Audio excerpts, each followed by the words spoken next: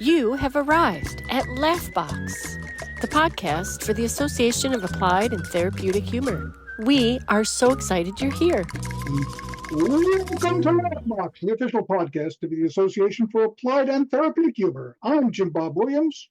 And I'm Katie B. And our special guest, calling in from the Pacific Ocean, stand-up comedian, writer, and podcast host, Marc Yaffee. Yay! Aloha, yate, hello. What's an? I don't know any Navy greetings. Sorry, I'm just out here on the water between Hawaii and Seattle, Washington. So it's great that modern technology lets us do this thing. I don't even have to be in studio or on a phone. Right? So we understand you grew up in a small fishing village in the West Coast. That's right, Los Angeles, California. So I tell people I'm not a reservation Indian or an urban Indian. I'm a suburban Indian. I'm representing the two-car garage clan. So, That's great. Yeah. Well, you do have a really interesting story, Marc. Would you mind sharing us your humble beginnings? Humble beginnings. Let's see. I was born back in the 60s in East Los Angeles, California. Teenage mother, and adopted by a Mexican mom and a Jewish American father. So he was a great dad, a great father. We called him the Great White Father, actually. Nice. No, that's not true. I'm working on new. See, look at this. I'm throwing new jokes in here already. Do it. We love it. Yeah. So raised in the East Valley of LA, Arleta, Pacoima area, and grew up knowing I was adopted, but didn't really always look different than the others. You know, I had Jewish relatives on my dad's side, and Mexican American relatives on my mom's side. My parents, mom, little 5'3" Mexican American lady, and my dad, 5'9" Eastern European Jewish guy. So that was different, So I always knew I was adopted, but it wasn't abnormal. My older sister was adopted too, and then grew up there. Went to college down in San Diego. International relations major. I was going to become a diplomat, and then ended up trying to write some screenplays with a friend and I. We were trying to write some movie scripts, and ended up taking a part-time job at DMV, Department of Motor Vehicles, which is probably the farthest thing from stand-up comedy.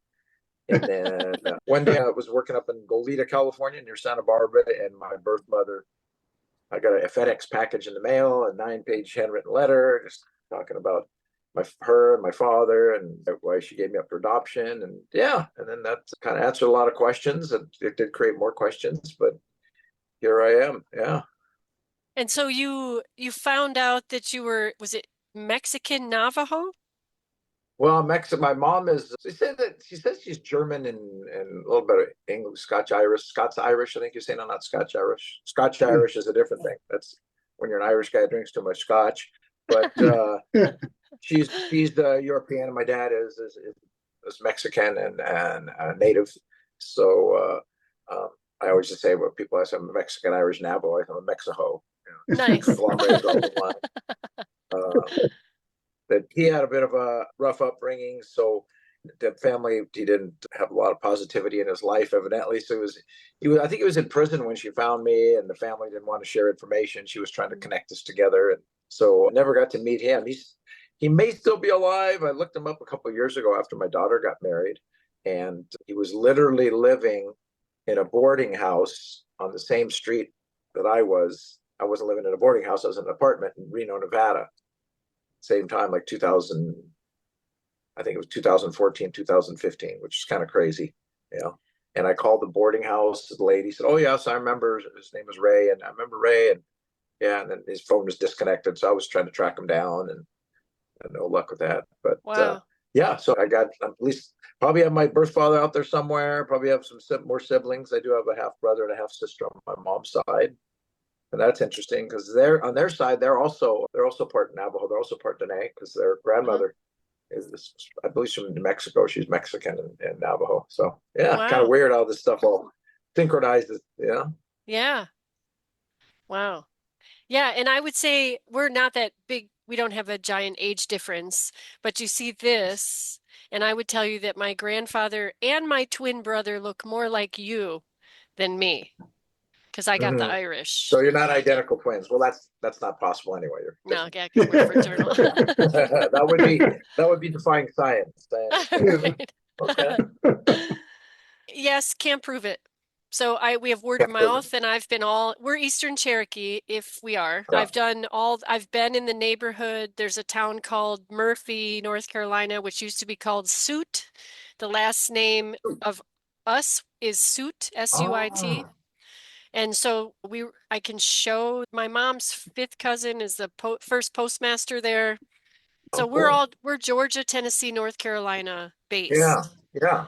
And Well, then man, I was just out there at Cherokee. It's a beautiful country out there. oh, it Well, sure they're is. dealing with a lot of strife now because of the flooding and stuff, but Yeah. I it's saw that. Yeah. unbelievable. Yeah, Yeah. big. That was Helene that Yes. really did the damage there. But yeah. So you've done the DNA, you've done the ancestry or the 23andMe. Well, so when I first went to Eastern Cherokee, they said we haven't found or singled out our DNA Eastern Band yet. And so my mom did a DNA test and came up with nothing.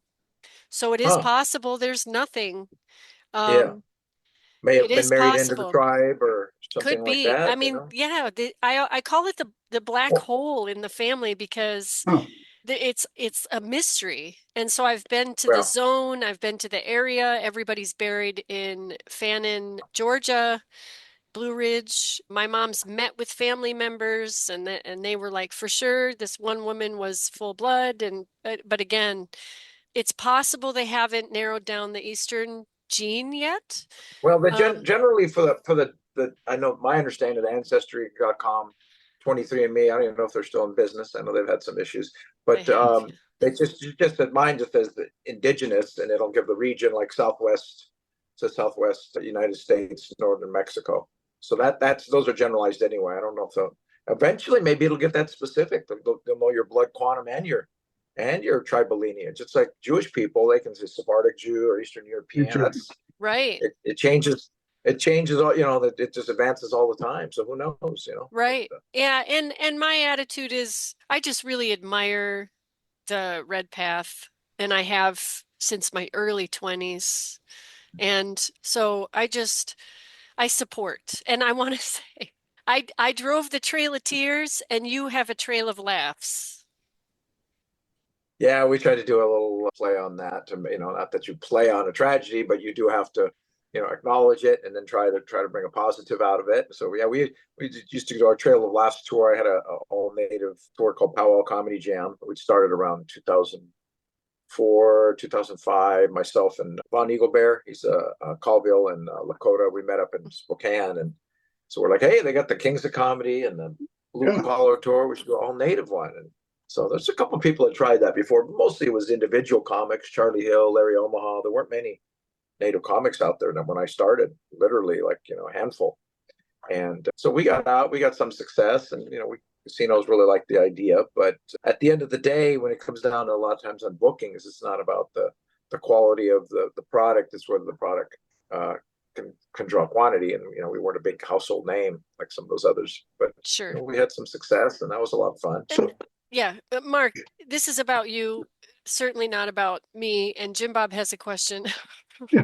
So, okay. So, yeah, both you and I were raised by Jewish fathers. So, understand that. So I have a question.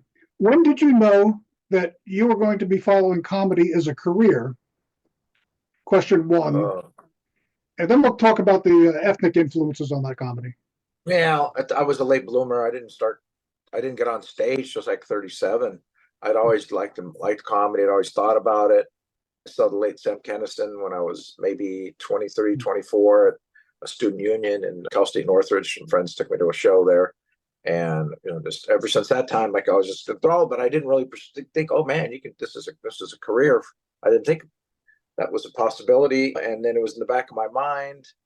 I left the Department of Motor Vehicles where I was a driving examiner, and I opened a driving and traffic school, and I used to teach defensive driving classes. So there, I just started trying to make it funny because people were stuck in the class all day listening to boring information about getting a ticket and feeling bad about having to pay all this money and to listen to me. So people were, oh, you're funny. You should do stand-up comedy. I'm like, yeah, I probably should try it someday. I ended up trying to recruit some comedians to teach for my school. So try to use Oh, that as a marketing tool. And a booker put me in touch with a a comedy club.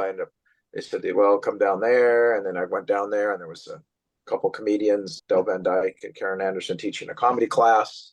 So I said, well, I'll take the class. I was always interested. And then but what really pushed me into comedy, I think, besides that was I went to a show put on at a Lions Club by my house. I was living in Lake County in Northern California at the time, above Napa Valley.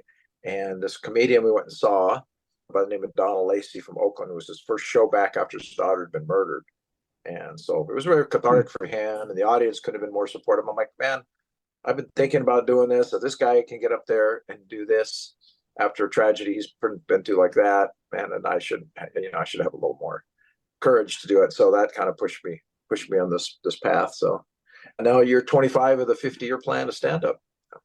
Nice. Oh, that's phenomenal. So, okay, you specialize in clean comedy. Yeah, but that was how I was raised, so to speak. That's my teacher, my mentor, Del Van Dyke, very, very smart guy and savvy. Said you always have work if you work clean.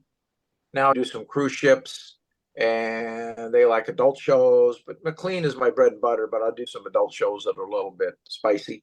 That would be the word, I guess. But the clean, I'd say, it's paid a lot of bills, so it's not a bad way to go. And I always encourage guys starting out, men and women starting out, to consider, hey, write clean. You can always explore other stuff later down the road, but the people paying good money are generally corporations. And if you're going to go on TV, if it's network TV, it's got to be clean. Cable streaming, obviously, that's different. But it's why if you can be funny can be funny. People like adult comedy will still laugh at clean comedy, but people that like clean comedy are probably not going to laugh at adult comedy. So. Makes perfect sense. So in this most amazing story of finding your birth mother and your heritage, have you used comedy to heal some of what's difficult about being adopted and then finding out some of this news later in life? I think subconsciously, I don't know, it was like, oh, this is going to be my self-therapy. It was never a conscious effort, but I think it's been cathartic for me. And what's interesting to me is my birth mother, she's passed away. She told us one time we were watching Jim Carrey movies with my daughters, and she was visiting. So I don't like to laugh. Yeah, she said that. I don't really like to laugh. She didn't find Jim Carrey funny at all. We were all cracking up. And I was like, wow, that's interesting. But Yeah. fortunately, I guess on my dad's side, I got a sense of humor on the native side because most natives are pretty funny people. That's one thing I've noticed. And I think any group collectively, I know I'm not treading new ground here or having some amazing individual insight. Groups that have historically gone through collective traumas, Jewish people, natives, Black people, as always, man, that's the humor is the one thing that's got people through a lot of tragedy. So I think that's why those groups, you see Jewish comedians, it was huge, especially early on in comedy, such a huge chunk of comedians, Jewish background. And then natives were a little late to the game on the stand-up. We had Charlie Hill, the late Charlie Hill, back in the 70s and 80s, first native comic to be on Richard Pryor. And he wrote for Richard Pryor, also wrote for Roseanne Barr, first native comic to be on The Tonight Show, David Letterman. So it was, obviously there were precursors. Will Rogers, I guess that was humorist back then. It really wasn't a title comedian. It was like we had singers. There was no such thing as a rapper. Now we have singers and rappers. Back then we had humorists. Now we have humorists and comedians. But it's an evolving sport, I guess we would say. But Yeah. yeah, I know. Quick aside, I'm really excited that I got to work with Charlie a few times. The Godfather of native comedy. We did a Showtime special in 2009 called Goin Native, and now there's a biopic being made about his life. So that's pretty exciting. Yeah, That's amazing. yeah. Who were Maybe I'll your get to play myself in one of the scenes. Who knows? Yeah. That'd be cool. Imagine that if I auditioned. You don't read for the part, sir. I'm sorry. Yeah. Go with someone else. So there's a quote on your website that Marc skewers sacred cows, dissects societal stupidities, and confronts our common frustrations, all with humanity and humor. I love that line. Oh, thanks. Yeah, I guess that kind of encapsulates what I'm trying to do. It's just like we all have our own personal journeys, personal stories, but then we all have to deal with the same craziness. And like me, I having tech problems today. My email's not working, and meltdowns at the airport with the computer systems, and we go through so much collectively, and we don't always interpret it the same way, but we have the shared experiences, and I can put my spin on it, and hopefully it resonates with people and helps them work through it. That's my job. I think my humor, I want to entertain, not offend. Yeah. Mm. So who are your biggest influences? Who's your mentor or mentors? Well, more individually, a mentor I would say is like this gentleman, Bill Van Dyke, out of Sacramento. This is a non-famous mentor, just someone I worked with one-on-one. I think he took a liking to me, and not necessarily because my comedy was so good, but at the time, this was in 99, 2000, he took me on the road because I had a driving school. So I had a valid license and insurance. So drive, right? He didn't have to worry about the driver getting the car impounded. A lot of comics, not the most responsible people, especially back in the day. A little late on their taxes, a little late on paying their traffic tickets. So you can get into some situations. So that was on a personal, at the ground level, I'd say he would be probably one of my biggest influences on the just comedy influences. George Lopez, the early George Lopez. I really like D.L. Hughley. Hmm. When an individual is able to touch on political topics and make some very strong points, and touch on some hot button issues, but just still keep it light enough where it doesn't scare a lot of people off. Although that the atmosphere, unfortunately, is changing with our cultural divide right now. And then also, of course, George Carlin, Richard Pryor, those folks. A couple other ones that people don't. A lot of people like comedy know of them, but a lot of people don't. Would be the late Greg Giraldo is an attorney turned comedian. It's a really brilliant guy. Dave Attell out of New York, and then the late Richard Jeni. Hmm. So were you funny as a kid? I was kind of quiet, but I always had a sense of humor, and I think among my friends, I was one of the funnier ones around.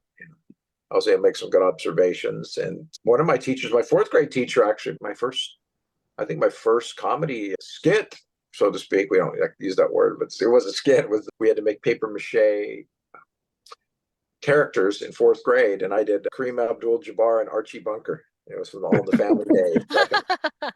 And Kareem Abdul-Jabbar came to Archie Bunker's house, and I did some sort of act out with the two characters. Yeah. Wow. That was my first live performance. Was actually like age 12. Yeah. Nice. Oh man, too bad there were no smartphones to record that. Oh, that's serious. I wish, yeah. You bet. Now you'd have it on. Everyone has a cell phone. Back then, no one was back there with the Super 8 camera. Right. And so being adopted, you were adopted at birth, so you certainly don't remember any of that. No. And did your parents at some point tell you that you were adopted? I think so. I think I always knew. I wasn't like, say, well, we're going to sit you down one day and share some news. I think just given our literal physical differences, I don't think there was something they could just hide. Although my mom, in her later years, now this is when she's like in her 80s and 90s, I'd go do some shows they live in one of these senior independent apartments. It's like, don't tell anyone you're adopted. Don't mention the adoption. Don't do that stuff. I don't want anyone to know. Like, well, Mom, I think they can figure it out. Like, they have a glaucoma. Okay. And how was your experience working on cruises? Do they make you wait tables? So far, no. I think they know better. I'd be spilling food all over everybody. So it's just pretty much, yeah, pretty much tell jokes, go to the gym, write, do my thing, and try to keep my head down. But it's a good experience. I've been doing the ship since 2018. And then, of course, COVID break, and people are super receptive. You really want to have a good show on a ship, because if you don't, it's not like you go home and never see these people again. If you do a show on a 7-day cruise on day 2 and they don't like you, you got people staring at you for the next 5 days. Fortunately, it's been a good one this time, and people are very complimentary, which is nice. Okay, so how many shows a day do you have to do on the cruise? It varies on the cruise line. Like the one I'm on now is Holland America. I usually do 1 or 2 nights a week with a early show, late show. I can repeat that different show on both nights, but each one repeated. So then 2 shows become 4 shows. Then if I work on the Carnival cruise line, you might do 5 shows in 3 nights. So you do a clean family show, maybe at 3:30, and then a late show at 11:30, and yeah. So it's it varies depending on who you're working for. Okay. Everyone's got their So, own system. Is it hard to break into the cruise ship comedy? Yeah, it is. I mean, there's a certain skill to it because you have to have the different, like I said, the clean. Some ships they want all clean. Like Holland America, I do everything's pretty much. mhm, Then you get on other cruise lines, a Royal or Carnival, they might want like a late night dirty show, and then they want a squeaky clean show. You'll have kids running around. So these are conditions a lot of people aren't used to when they're yeah. learning the comedy game. They're up in open mics and bars. They don't have 7-year-olds sitting in front of them eating an ice cream cone with hitting them, banging a rubber bat or something against the seat or whatever chair, whatever he's doing. So it's there's some unique challenges at times. I've actually made fun of some 7-year-old kids. I've heckled the audience. Yeah. Nice. So just something, how many hours of material do you have to have in your repertoire to prepare for a cruise? Well, I'm always writing and trying to bring new stuff in, but I think if someone's going to do a cruise ship, you got to have a good 90 minutes to 2 hours of solid material. A lot of that's the other common misconception when people start comedy, these newbie guys, ladies or men, they're like, oh yeah, I got an hour of material. Yeah. Well, you might have an hour of ideas in your head when you sit in front of an audience, and having an hour that's structured, that one leads into the other and pulls back to a joke and moves forward and creates a whole story. And that's a whole different thing. That doesn't just happen by happenstance. You see Dave Chappelle or Jerry Seinfeld, that's hours, thousands of hours of work, hundreds of sets to just get that all honed down. So I mean, that's just always laughing. People have been doing comedy for like a couple months. So yeah, I got an hour, 45 minutes material. Yeah. Oh, Okay. How's the weather on your cruise? we're in the middle of the Pacific now. It's just kind of gloomy and all, but Hawaii was nice. I landed in Honolulu. I went to Hilo, Hawaii. Got to see Rainbow Falls up Oh, there. yeah. Oh, nice. Yeah. The hills in Hilo, and you get out. That's the beautiful thing about the cruise ships. And I like working casinos and clubs, events too on land. But this go places never got to go. I've been to the Caribbean, Alaska. Got to go to the Antarctic, and see some. We're down there for 10 days in South Wow. America. January, I get to go to Easter Island and Tahiti.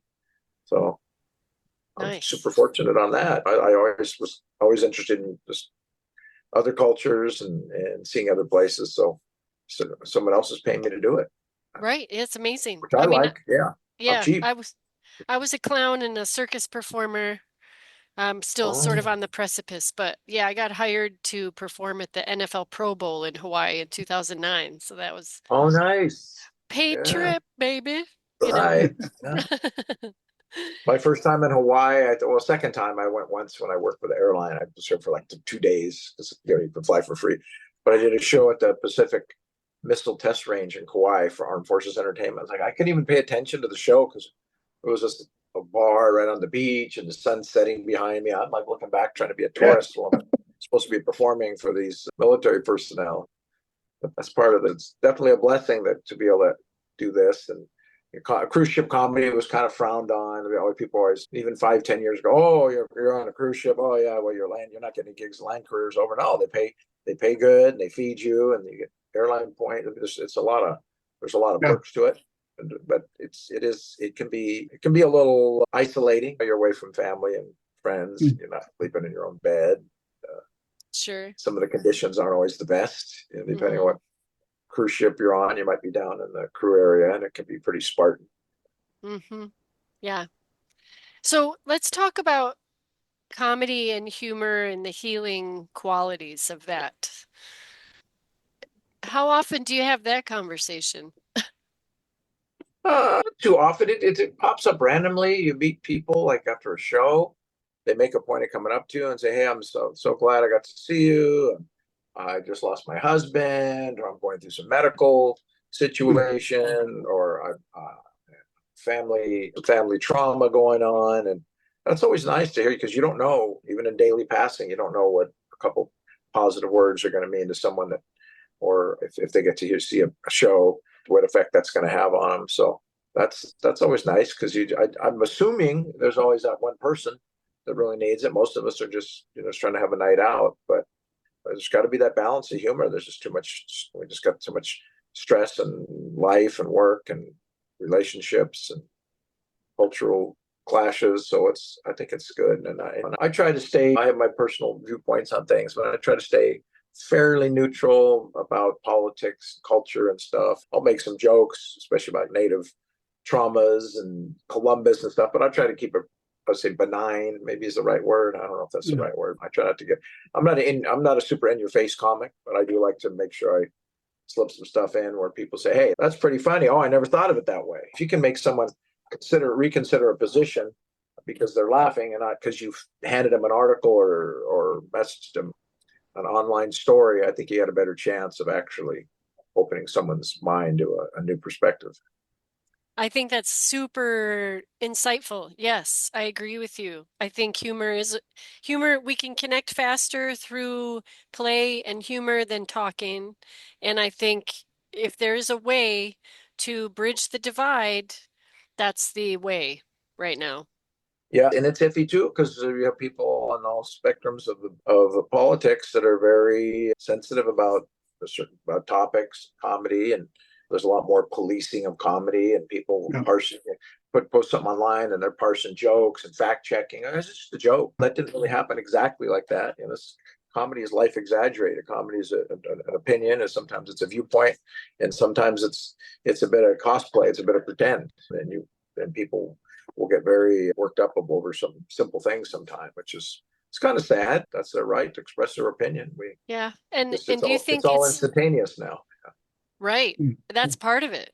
Do you think It's always been that way anyway. As much as people frown on like, oh man, I don't want someone responding immediately to my jokes and my social media posts. And welcome to the world of comedy. We get instant feedback from the audience. So they could boo you, they could bust out in applause, they could give you a standing ovation, or they could just basically turn on you and just start heckling you, depending on how they take the joke and the topic you're talking about. So, and has it ultimately, the audience decides what's funny. say that right? again. I said the audience decides what's funny. It is. It's instant jury. Yeah.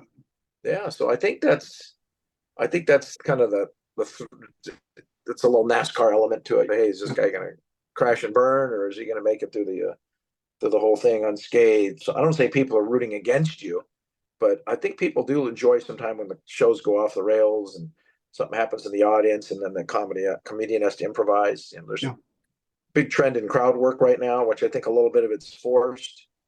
It's not happening organically, and people are setting up cameras and hoping to get these gotcha moments. It's become such a gotcha culture now. It's like, oh, can I catch someone in the act, or can I catch someone and go viral to help me, or can I catch someone and go viral to make someone look bad? I mean, it's like we're all in some sort of sting operation. Set us up. We don't know. So what's the toughest crowd you ever faced? The toughest crowd? Oh man, I don't know. There's been a lot of bad shows over the years, just because I was still learning. And I think when I did some armed forces entertainment early on, I went to like Korea, and people basically, half the audience was just playing cards and just ignoring me. So it was indifference. The difference can be as painful as heckling, but I've been pretty blessed that the audiences have always been fairly supportive. I don't think I've ever been booed off stage. I mean, I've had a couple people that have made some rude comments or something like that. Or after the show, people sit to the show and they'll comics will be lined, we'd be lined up, be selling your merch or to stand next to you. They reach past you and go, oh, hey man, great show. And they just smile at you and walk out and they say, great show, the other comics. So you get some of those early in your career, but that's just the battle scars. Well, you can't be too sensitive and be on stage these days, No. especially. No, and that's what's interesting to me, because culturally, so many people are trying to do stand up now, and then people are very, very touchy and sensitive about being mislabeled or misunderstood. It's like, man, it's comedy. You just got to take it. I mean, I try not to even read YouTube comments and stuff anymore, because some are as glowing at the greatest thing since the invention of the wheel, and the other people's like, you need to quit immediately. It's so funny. It's just be the same joke and two completely different visceral reactions. So you just really have to. It's in a way, it's unsettling, but if you can handle it well, it's super balancing because you learn like not to take yourself too seriously and to let other people's opinions change your path. Yeah, for sure. And so so one you are a Native American comedian. You are a Navajo and Mexican comedian and but you're not doing res comedy, is that right? Well, I do comedy on a lot of res, but I'm not like I wasn't raised in res culture, so I don't have. Yeah, we have growing up. We didn't own one dog. We had whatever dog showed up at the house. You know what I mean? I'm not doing Yeah. standard Yeah. res. I don't think even standard res material because there's very sharp res material now. Comics are developing, but I'm I come like a fish out of water, looking on the outside coming in and saying, "Here's how I grew up. Here's I didn't realize this." People are like, "Oh, Mark, I didn't know anything about Native culture. I thought AIM was a toothpaste." You know, Right, right, right. like, do you support AIM? I support AIM, Crest, whatever's on sale. I thought the Four Directions was a Motown group. Nice. But but you feel like you've started the Pow Wow Comedy Jam and things like that, and so you feel accepted, Yeah, even. I mean, people are pretty supportive of everything I've done. Some people they realize, oh, this guy, I'm not a tribal citizen. I'm not when it comes to blood quantum. I'm not three-quarter or full blood. So people realize that, and I try to come straight out with my background and where I with my angle, and so far it's worked, and it's great to just see up and coming comics. Like I know you guys have been interviewed my friend Wolf Brown. Yeah, And, he was amazing. yeah, a lot of talented people in the country. It's good to see it. Like I said, when I started, there was a handful of Native comics. Now there's quite a few, dozens, and it's growing. And you see the success of Reservation Dogs, Yeah, I watched that. Rutherford Falls, and so yeah, people are starting to see Native humor that's got something going because traditionally people they've seen mainstream humor and urban humor and Latino humor. Now it's okay, but Native people know how to laugh too, and Natives always knew that, but Hmm. because of the cultural interactions or lack of, people outside of Native culture didn't understand, realize that there's a lot of funny stuff that goes on and a lot of quality material. Hmm. Yeah. And Was it told, go ahead, Jim Bob. I was curious about your dry bar special. I'm sorry.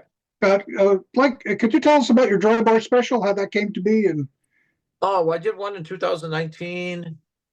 The producer reached out to me and I said, yeah, I would be interested. And then that was like 2017. Then I wrote them back and then I didn't hear from them. I'm like, oh, they changed their mind. And Dry Bar, basically, for the people that don't know, it's a clean comedy channel that started out of Utah, Angel Studios, and it's grown into this huge following. They got millions and millions of followers on there. And yeah. so I shot that first one in 2019. It's called Mid Laugh Crisis. And I shot that in Provo, Utah. So it's also not like a typical comedy club. It's alcohol free, and the audience very very supportive audience. It was a lot of fun. I didn't know what to expect. And that went well, and that's been playing since 2020. Took a few months to get it out, and then now in February I did a second Dry Bar special called Raising the Bar, and that just came out last month. It's on the drybarcomedy.com website and the Dry Bar Comedy Plus app. So actually, people can watch it for free. They do have to sign up, use my promo code. It's Marc Yaffee, MARCYAFFEE, my name, and then they get it free for a month. They can decide if they want to keep it. A lot of clean comedy fans love it because there's just hundreds of clean comics, and they're getting some bigger names now. I know Adam Carolla just did a whole clean comedy special on there. So that's been a good experience, and people recognize you from that. And I think it's got me some work in certain places. So yeah, all positive. That's awesome. And you have a podcast. Do you still have that podcast? Oh, it's on hiatus. It's because I've been jumping in and off the ships. My podcast was How Does That Happen? I did that a lot during the pandemic. It was about unusual record holders and people doing some crazy stuff. Like I did an interview with comedian Samuel B. Did 1,003 days of comedy in a row every night, missed without fail. Lost a Wow. girlfriend, car blew up, illness, whatever. He was into. It was evidently Guinness or someone keeps track of who's done the most stand-up sets in a row. So Wow. over 3 years straight, or just under 3 years straight, I believe. I interviewed another person. She was a mom of four. It was like a competitive eating champion. She had the world record for the most wings. So I just wanted to see what motivates people and what they're doing. Another guy was trying to become the world's worst rated Uber driver. That doesn't work. They just fire you. Okay. Yeah. But he was telling the stories. So he'd have his kid in the car with him, and then he'd drop people off at the wrong place. And this is kind of crazy. So I think that might come back eventually. I'm also talking with another fellow comic, another ship comedian named Just June, about doing a podcast on dementia, because her mom both have dementia. So there's just so much funny stuff that goes on. And as sad as that disease is, you got to laugh at some of the stuff. And there's so many people are going through that now. Okay, what can we do to bring some levity and people see they're not alone? And oh yeah, we have that situation. And oh yeah, well, it's okay to laugh at it, not to laugh at the person, but you can laugh at the situation. And so we're working on that, where we just record phone calls and try to post that up. So That's it's called, brilliant. And yeah, that's healing comedy, and it's called what? right. We're going to call it, well, it hasn't come out yet. It's the Dementia Diaries. That's Okay. really cool. But I think we're just going to do our phone calls. So that's coming out. And I then, love it. yeah, then I just got on Sirius XM, which is nice. What channel? I don't know. They don't tell you. It's my record label is Punchline Records. They just said, hey, we got a letter. They said one or more of your tracks has been accepted. So like, well, how many is that? Where's that? He goes, we won't know until the quarterly report comes out. So Oh, okay, yeah, because there's like 4 comedy channels or something. The ones, there's Netflix is a joke, which is all people have done Netflix. I have it. Okay. And there's the Comedy Central one. So we can, and I may or may not be in Kevin Hart Laugh Out Loud, but there is a raw, pure comedy and then raw dog comedy. Yep. And then there's Jeff and Larry's, I forget, Comedy Roundup channel. Yep. So probably one or more of those, Comedy Roundup, pure comedy, or raw comedy raw. Well, so we'll tell people, hey, so get on your Sirius XM and just keep scrolling through those 4 or 5 comedy channels until you hear Marc Yaffee. Yeah. But eyes on the road still, because I used to be a driving examiner. Right. I'm actually writing a book. I'm writing a survival guide to parents' survival guide to new teen drivers, because I used to be a driving examiner. Oh, that's a public service. You got to do that. Trying to do a humorous book about it, but I'm like kind of stuck. I'm into chapter 8, and it's like, well, it's getting too technical in terms. So maybe I'm just going to talk about mindset and generalities. And people say, well, go to the websites and you can see the actual mechanics of it, because it gets just driving as you can get bogged down in so many details that I was like, wow, this thing's just becoming a manual instead of a fun book. But I'm getting there, though. I'm figuring it out. It's like writing. It's just always a challenge. And the beautiful thing is you can keep just working on things and starting over. I mean, surgeons and first responders, they don't have that luxury. Comedy, flub a line, we make fun of ourselves. We forget a bit in our act. We can move on and keep going. So it's a pretty forgiving career, fortunately, at least on most nights. So do you have a favorite story about your career that comes up a lot, or? Well, there's been a few that stand out. I tell people I think I'm the only comedian with land, air, and sea credits. I got to do I've been to 43 states and like 13 countries, I believe. And then so I've done land gigs, of course. You did comedy in an airplane. Yeah, I was on Alaska Airlines going to Fairbanks, and we asked if we could promote our show. And they said, will you tell some jokes or do some material? So I did like 10 minutes of comedy. That microphone isn't very clear. It's not the best best setting. And then I was like halfway behind the wall because the little PA mic doesn't extend that far. So it's not like people. Your comedy is body language, facial expression, everything. So they were hearing it, but they weren't seeing all of it. So yeah, it went okay. I mean, the 22 people that were listening laughed, and the other people were like, hurry up, I want more peanuts. Pretzels, we can't do peanuts anymore. So it's almost like the only thing missing is fire. It's like the 4 directions, except it's the land, earth, air, water. Yeah. So you just have to combat fire, do comedy with fire. Maybe I'll do comedy on top of a volcano. There you go. Yeah. I have done shows in Phoenix. That's pretty close. You're right. Yeah, so I think that counts. No. I've done the cruise ship, so it's very basically air, land, and sea. Yep. Done everything from 2,000-seat casinos to tool shed in Iraq with like 8 mechanics in the Oh middle yeah. of You've the done desert. USO. You've done USO? Yeah, well, USO is more for like the big name comics. Like we do the tour we did is similar to Armed Forces Entertainment. All right. Well, we So think you're big name, so we're gonna thank you. just It would be stick like with that. Lexus and Toyota. I've done the Toyota tour. We did a show one time with Armed Forces Entertainment in Bahrain in the Middle East, it's in the Persian Gulf by Iraq and Iran. Yeah. Yep. And we showed up at the base. The first night we got there, we wake up the next morning. We drive to the base because they put us off base like about a half mile from the front gate, and they've got a hotel. And we get there. It's like today at 1100, Robin Williams, General such and such, Joint Chiefs of Staff, Chairman of the Joint Chiefs of Staff, Dallas Cowboy Chief, this huge USO show the same day as ours. And they fly Robin when they land in a helicopter, and there's thousands of troops and Navy personnel is yelling and going crazy. He's got bodyguards with machine guns and everything. And then we do a show that night in the commissary for like 100 people. So, Talk Oh, about your tough act to follow. Wow. right. Yeah. yeah, tough act to follow. But I met some people we're still friends with on those tours. That's kind of cool. Yeah, and you don't do them alone, right? Generally, it's in groups. Generally go out 4 or 5 comics. So the one I did in Bahrain was myself and one other comic. My last tour was 2017. We did Iraq, Kuwait. No, we didn't do Bahrain that time. We did Iraq, Kuwait, and this East African country called Djibouti. I got my first Yeah. Djibouti call. So, Ah, nice. yeah. That was 5 of us, I think, on that one. And then I was the tour manager on top of it. So I had to be in charge of the paperwork and all. So probably Right. not the right guy to have for that one, but we got through it. No one got detained. That's No good. one did. So that was fun. Jim Bob? Jim Bob Okay, has a well, question that he asks yeah. everybody. I don't know if he's ready for that one yet. All Okay, so right. we're the Association for Applied and Therapeutic Humor, and our goal is to see humor applied to solve problems of everyday life. So, uh, what piece of advice would you give someone uh, that's just trying to get through on Thursday? What should they? When they're just going through a regular day, it's just another typical Thursday. What advice would you give them to get them through that day?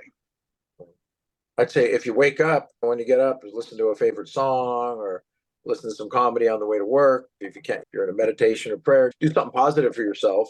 And if you're really like just struggling with the stress of the day, whatever, same thing. If you can listen to some humor. That's the thing. Everything's at our fingertips.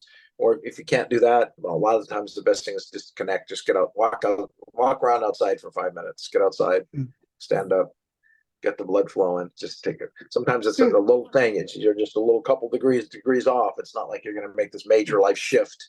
You can't wake up having a bad day. I'm quitting my job. I'm going to become a full-time musician or comedian. Just a lot of it is just those micro steps just to reframe your brain. But yeah, I think humor works, music, being outside. So I like that the micro point you made at first was if you wake up. yeah. Hey, I'm on a cruise where the average age is Old Testament. Okay, so Yeah. Nice. they've literally had like 4 people pass on this cruise. It's been a 53-day cruise. Oh, wow. Yeah, so I don't even think that's 53 days. That's not a cruise. That's witness protection. That's what it is. Yeah. Very nice. Yeah, they call it a grand cruise. I think because everyone's a grandma or grandpa. That's awesome. What do Okay, you so want to? Oh, go ahead, Jim Bob. no, after you get What do you want to promote? What's coming up for you that's big? I'd say I'm trying to promote there's a new dry bar comedy special that just came out. So if people want to support or they're just curious, go to the drybarcomedy.com website or Dry Bar Comedy Plus, the plus sign app. And if you can download that, join for a month for free, and then you can always cancel. Just put in my name again, Marc Yaffee, Mark with a C, because my parents couldn't spell. And my special rate is called Raising the Bar, and my original one is Midlife Crisis. And that really helps if you support, because the more people that watch, it gets in the algorithm, and then they start to promote you more. And yeah, Yep. I might be able to retire before the age of 97. Right. Wouldn't that be nice? Yeah. Jim Bob? But when you retire, will you look forward to going on a cruise? I'm sorry. I said, when you were finally retired, will you look forward to going on a cruise?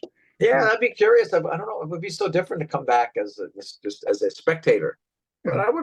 I'd probably consider that. I got some travel bucket list stuff. I'd like to go down to Australia and Tasmania. I'd love to go to Tahiti, go to South Pacific, check that out, and then just see places I haven't hit yet. Yeah, I'm the All right. same. I want to go to Vanuatu in between I've heard of earthquakes. Vanuatu. You've been Between there? yes, no, no, no. I think, like I said, I'm going to I bet Tahiti, Yeah. but I just get there. We're going to go to Easter Island, Mm-hmm. so that'll be amazing. And then Huh. the people on this ship, on the way to Hawaii, and then the ship's going back out to Australia.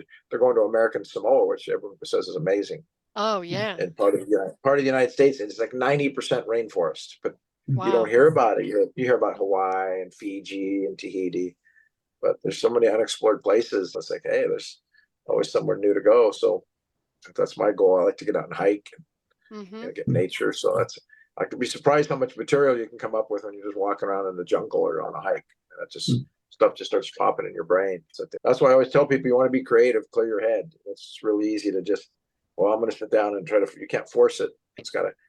I think it's got to come organic. You can have a discipline about it. I'm not saying you shouldn't sit down if you want to write as a comedian or an author or a blogger. You have to have that discipline to do it, but not that one thing I don't have. I just kind of jump around, but I get in spurts of creativity, especially if I'm just step away, get outside. So I'm telling you, nature's pretty powerful for the creatives Agreed. and your spirit. Yeah. Yeah, for sure. And And also, I do want to say I want to promote, man. Look up to expand. Like people want to expand their culinary experiences, their reading experiences. Look up some of the other native comedians out there if you can support these folks. There's like Wolf Brown you've had on your podcast.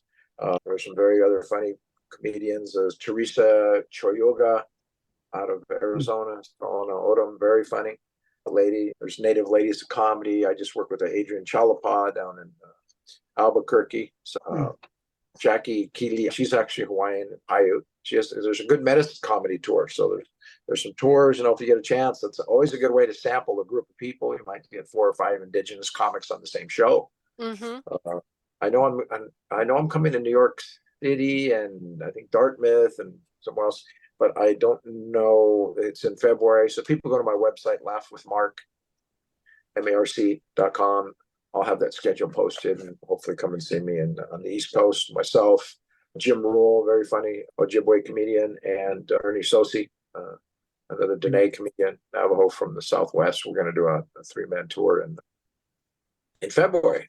Because I always like to go to the East Coast when it's snowing and miserable to do comedy. So I'm gonna feed you something. It may or may not work, but do you feel like you genetically inherited code talking? No, you know what? Here's my joke. I'd say about Kota. Navajo is the toughest language. It's just one of the hardest languages. The Japanese found that out. They couldn't figure out Navajo, and they helped me pass math. Nice.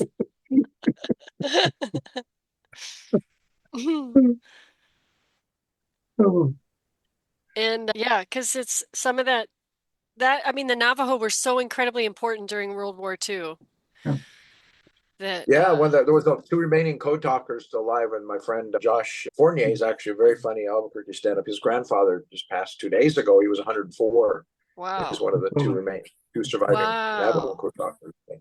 And there's some, I think there were a couple of Comanche, and there was a few, I think maybe Apache code talkers, a couple other tribes. The Navajo code talkers are probably the most famous, but weren't the only ones. Yeah, they were the most documented, I think, for sure. In Correct. But yeah, you think about that, just to be able, what a brilliant maneuver to just, hey, we'll have a language you'll never figure out.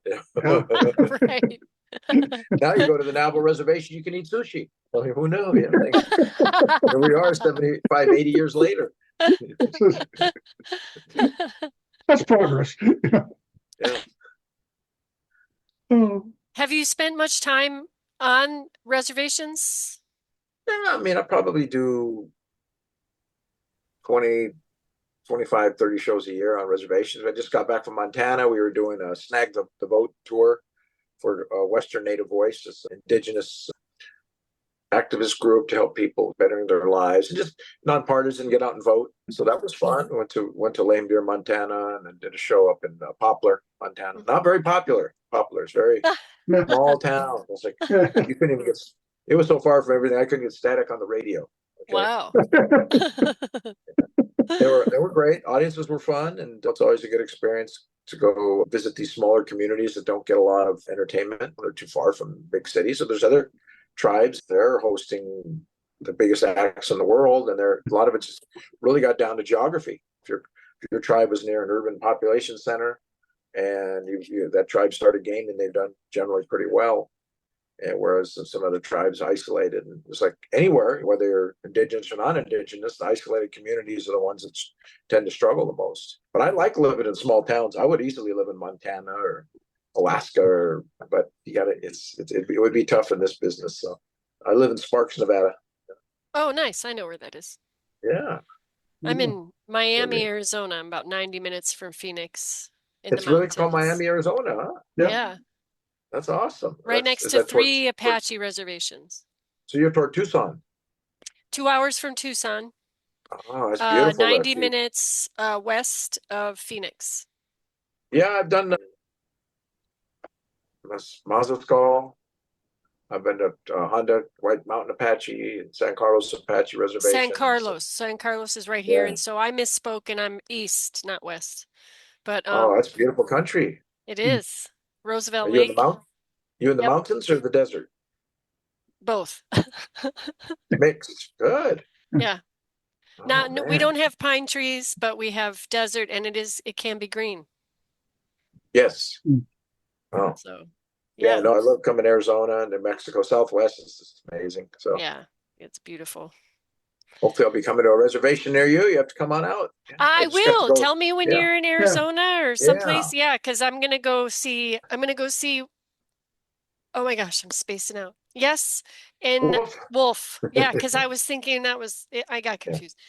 Everybody's brown. Everybody that you sent me has the A lot of last Browns. brown. Gilbert Brown, Yeah. Wolf Brown, no Yeah. relationship. Yeah. So Wolf, yeah, he's in Gilbert like every At month. JP's? Yep. Yeah. So I'm Yeah, definitely he's gonna like a make a trip regular there. there. Yeah. How far is that drive for you? I haven't looked yet. I would guess about 90 minutes, probably, maybe 2 hours. Ah, in comedy time, that's like 10 minutes. That's so Right. funny because comedians Yeah. we have such a skewered vision of travel. Like, it's only a 7 hour flight. Oh, it's only an 8 hour drive. Yeah. And people are like, you want me to drive 20 minutes to go to your show? I'm not, that's way on that's across town. It's like, Yeah. no, that's like, to me, that's like pulling out of a parking lot. So Exactly. it Yeah, is really, it just gets down to perspective. I toured with circuses, and then I toured backstage with Cirque du Soleil, and I just spent the last 2.5 years living in my van touring around the country. So to me, Oh man, my that's friend just very did a van much. life. Yeah, no, there was just a big van life gathering in outside of Albuquerque. My friend did a show last weekend. So Oh, really? I'm gonna yeah, have to look that up because Quartzsite is right here. I was hoping to get to yes. Quartzsite. Well, you tell them if they ever want to have a comedian down there, I'll come to Courtside. I That's for sure. will. I'll put your name in there. I'll give them a good Yeah, word. You do. Yes, for sure. yeah. I wouldn't tell them I wouldn't even need a hotel, just an air mattress out and someone underneath someone's easy up or Well, canopy. Yeah, I'm living in an art community too, and we do we call it a Loco Fest, Miami local Loco. locals. Oh, nice. And we had Joey Gaynor last year. Okay, So I've heard if in April, if I believe it pays, I don't know what the budget is, but they do bring comedians in here too. So I could let you every know. April. Yeah, Yeah, it'll sure. be mid-April this coming 25. Okay. Yeah, Yeah. I think I'll be on a ship but if maybe it works out, maybe it's a Well, date I yeah. I haven't mean, looked yet. That'd we'll be find out. fun. And wherever you are, me and my little van, we'll find our way there Okay. nearby. You still have the van, huh? Of course. Yeah. Did you build your own? No, so I'm originally from Michigan, and I was looking at shuttle buses to build and schoolies and everything, and Yeah. Michigan will not insure anything. So I Really? have really What about I you have to do like a sprinter van or cargo you van? have Will they do to those? show that you spent $20,000 on the build, What? and they tell you who does the build. Mm. Can't you, now if you switch to so you can't DIY doesn't work. No, not in Michigan, but Wow. But what, I that doesn't make sense to me because of the I guess they're worried you can put in a propane improperly or bad electrical. Yeah. But I mean, if the yeah, structure of the outside, if the engine's good and the wheels are good, yeah, who it's like cares? your vehicle's your house. Right. Yeah. So Well, what you're I gonna, have, I ended up with I have a leisure travel van 2001. So it's almost an antique, but so it's basically an RV van, 19-foot van. It has all wow, the amenities in it and it's kind of perfect. So, that's awesome. Oh yeah. man, I want to go travel around and do that too. I want to do a van life comedy tour. You know Oh, what? When I first got the van, that was one of the things I was thinking about was doing open mics around the country. Yeah, And why so not I'm document still that? still thinking yeah, about that it. would be a documentary. That would be yeah, that'd Yeah. be a movie. Yeah. Yeah. Um, You wake up, you're already at the club. You're right there parked around the Yeah. corner. yeah, well, and I thought about that. Like you do the open mic and then you're done at midnight, you just go to bed, wake Yeah. up, you're still Head there. to head to the next mic. Yeah. Yeah. Yeah. Yeah. I love it. But Yeah. so I have a nonprofit called Joy First Foundation. I'll make this very quick because we're at the end of our time here and I appreciate you very much. So what I did do was I went around the country 2.5 times giving random strangers standing ovations and little cards that say thanks for being alive today and Yeah. reminding people of their worth Awesome. spontaneously, like at Walmart, complete random strangers. And Uh-huh. turns out 100% of the people say keep going. So Wow. That's No. great. yeah. Yeah. So Who could little, get upset? Who could get upset about that? That's awesome. well, Yeah. four people in probably 5,000 I call them Get joyful moments, said Yeah. no. And one guy get had a away. hangover. He was coming from a party or something. Uh, Likes on YouTube, and then but those two or three cranks just really get under. Yeah. Eh. I mean, I just say sorry. You just missed a little reciprocal niceness. So, Yeah. yeah. you know, They're lost. sorry, sorry. Yeah. Sure. So this has been amazing, Mark. Why don't you tell our audience one more time your website, where to Okay. find you? Yeah. If they go to my website, it is laughwithmarc.com,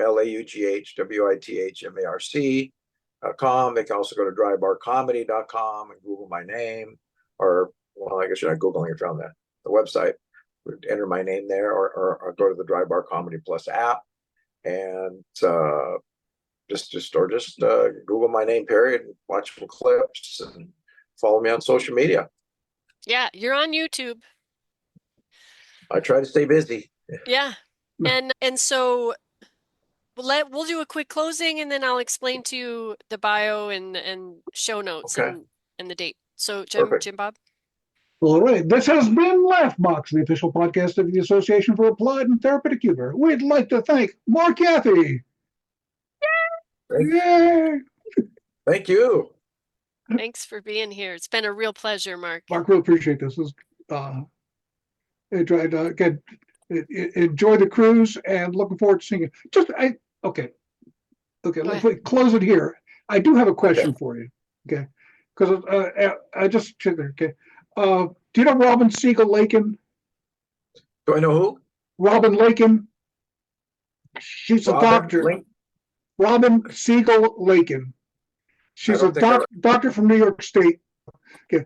Anyway, you and I are Facebook friends with her. I went to high school with her. I was just wondering if you Wow. did a show with Now I have her. to look her up now because a lot of folks who meet me are just Facebook friends, but you don't really know Yeah, them in person. But yeah. so you're from upstate New York? Okay. I grew up in New York. I grew up in Brooklyn. Okay. Oh, city boy. Yeah. Yeah. Out there. Then I've been in West Virginia for the last 40 years or so. Oh, yeah. No, what part of West Virginia? St. Albans, about 12 miles west of Charleston, the state capital. Oh, okay. I just did a Along, show last year in northeast by Maryland. It's just so beautiful, West New Virginia. Martinsville Oh or yeah, I've been Oh, there. Martinsburg, Berkeley was it near Berkeley, West Berkeley Virginia? Springs. Yeah. Berkeley Yes. Springs. Yeah, No. Yes, right in that area. It's beautiful. No. Yeah. it was. I was living in Maryland, did a clown show up there. Oh, nice. Jim Bob, did you have more to say? I was just curious about Okay. Yeah, no, the 6 degrees of now I'm separation familiar, there. but I Yeah. know a couple Robins, but I'll have to look it up now. And Okay. Nancy Norton, if she doesn't ring a bell Nancy. for you, she's Yeah, I know in, Nancy. yeah, Yep. she's in AATH with us. There's a Laugh Box Okay. episode with her, probably from Yep. last year. Oh, it's And very funny lady. I love her. She's amazing. Yeah. Yeah. And Mark, we've Well, kept you long enough.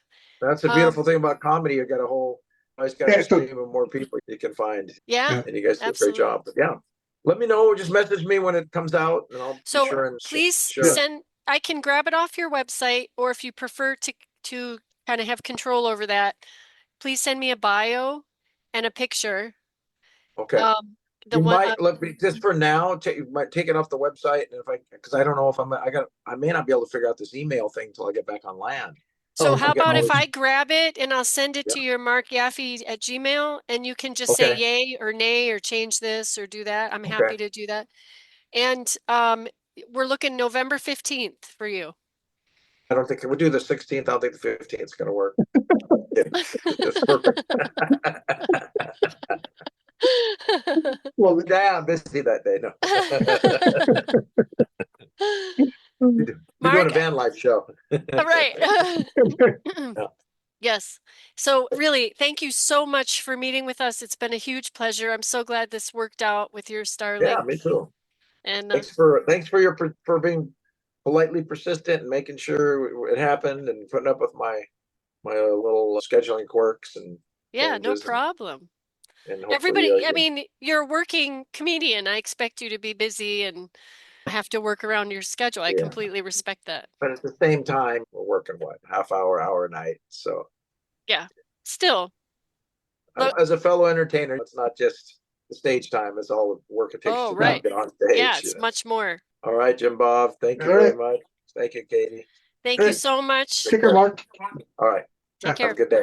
You too. Laughbox is a production of the Association for Applied and Therapeutic Humor. Visit us online at www.aath.org. Follow us on social media, Facebook, Twitter, Instagram, or LinkedIn. Music by Gary Rubio. For more information, www.garyrubiomusic.com.